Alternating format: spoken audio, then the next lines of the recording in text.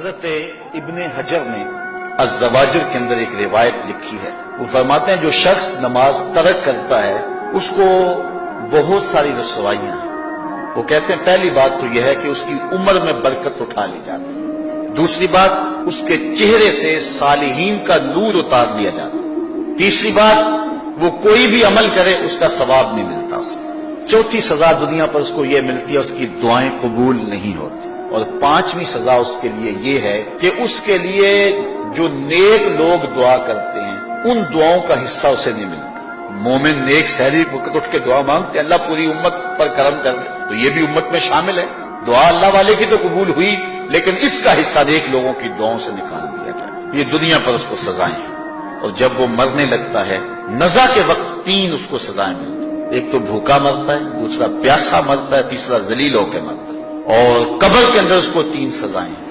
حضرت امام ابن حجر کہتے ہیں ایک تو اس کی قبر تنگ کر دی جائے گی حتیٰ کہ ادھر والی پسلیاں ادھر اور ادھر والی پسلیاں ادھر. دوسرا اس کی قبر میں آگ ڈالی جائے گی. جو اللہ کے حضور نہیں چھپتا اس کی قبر اس لائق ہے کہ اس میں آگ ڈالی جائے. اور تیسری اس کے اوپر ایک اژدہا مسلط کر دیا جائے گا جس کا نام ہے شجاع الاقرع. اور جب وہ ڈنگ مارے گا تو 70 گز تک وہ شخص زمین میں دنس جائے گا اور وہ مسلسل یہ ڈنگ مارتا رہے. اور کہا کہ تین سزائیں اس کو حشر میں پہنچیں گی. ایک تو اس کا حساب سختی سے لیا جائے گا. دوسرا اللہ تعالیٰ جل شانہ اپنے قہر و غضب کا اس پہ اظہار کرے گا. اور تیسری اس کو سزا یہ دی جائے گی کہ اس کو جہنم میں ڈال دیا جائے گا. میں اور آپ آج کی اس بزم میں یہ پختہ عزم کر کے اٹھیں کہ آج ہم خود بھی اور اپنی اولاد کو بھی اپنے دوستوں کو بھی. میرے والد گرامی فرمایا کرتے تھے جس سے دوستی ہونا اس کی انگلی پکڑ کے دین کی راہ پہ لے آؤ. یہ دوستی کا حق ہے. اس کے لیے آپ بہت کچھ کرتے ہیں لیکن اگر اس کو دین نہیں دیا تو کچھ نہیں دیا. کوشش کرو میرا دوست ہو اور جہنم میں جائے. والدین بچے کے مستقبل کے لیے کتنی کوشش کرتے ہیں, لاکھوں روپیہ لگاتے ہیں مستقبل ٹھیک ہو جائے. یونیورسٹیوں کے اندر کالجوں کے اندر کتنی بھاری فیسیں بھرتے ہیں.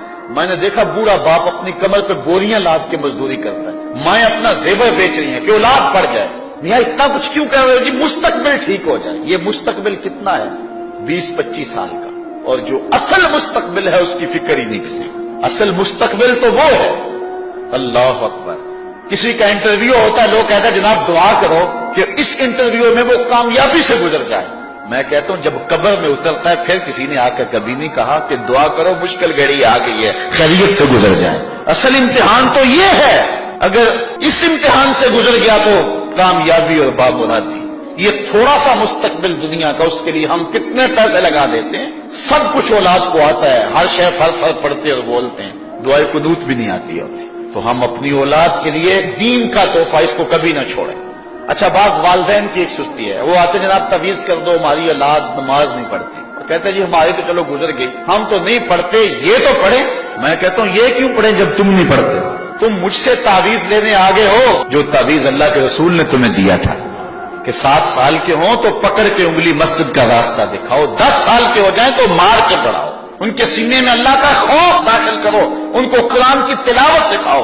علموا اولادکم 3 خصال, اپنی اولاد کو 3 چیزیں سکھاؤ. حب نبیکم, ایک اپنے نبی کا پیار سکھاؤ. وحب اہل بیتہ, رسول اللہ کے اہل بیت کا پیار سکھاؤ.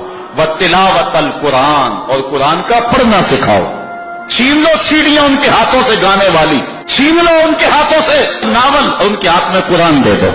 کتنے خوش نصیب دن تھے, گلیوں سے گزرتے تھے گھروں سے قرآن کے پڑھنے کی آواز آتی تھی. اس ویڈیو کو شیئر ضرور کریں, ہو سکتا ہے آپ کے ایک شیئر سے یہ بات کسی کے دل میں اتر جائے.